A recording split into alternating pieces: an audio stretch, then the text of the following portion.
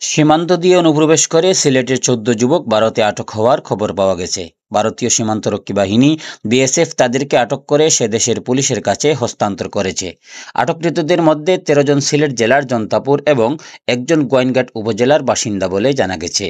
এই দুই থানার ওসি জানিয়েছেন, স্থানীয়দের কাছ থেকে এমন তথ্য পেলেও আজ মঙ্গলবার দুপুর পর্যন্ত আনুষ্ঠানিকভাবে কেউ কোনো অভিযোগ করেনি। স্থানীয়দের বরাত দিয়ে গোয়াইনঘাট থানার ওসি সরকার তুফাইল আহমেদ জানান, গত রোববার জাফলং 0 পয়েন্ট এলাকা দিয়ে ১৪ জন যুবক ভারতে অনুপ্রবেশ করেন। ফেরার পথে তারা বিএসএফের হাতে আটক হন।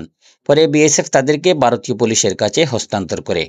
আটক ১৪ জনের মধ্যে ১৩ জন জৈন্তাপুর ও একজন গোয়াইনঘাট উপজেলার বাসিন্দা। তবে এ ঘটনায় কেউ থানায় এখন পর্যন্ত অভিযোগ করেননি। একই তথ্য জানিয়েছেন জন্তাপুর থানার ওসি আবুল বাশার মোহাম্মদ বদরুজ্জামান। তিনি বলেন, স্থানীয়দের কাছ থেকে আটকের খবর শুনেছেন, তবে কেউ থানায় অভিযোগ করতে আসেনি। স্থানীয় সূত্র জানায়, ওই ১৪ যুবক চোরাচালান সিন্ডিকেটের সদস্য। চোরাচালানের জন্য তারা ভারতে অনুপ্রবেশ করেছিলেন। ভারত থেকে ফেরার পথে বিএসএফের হাতে আটক হন।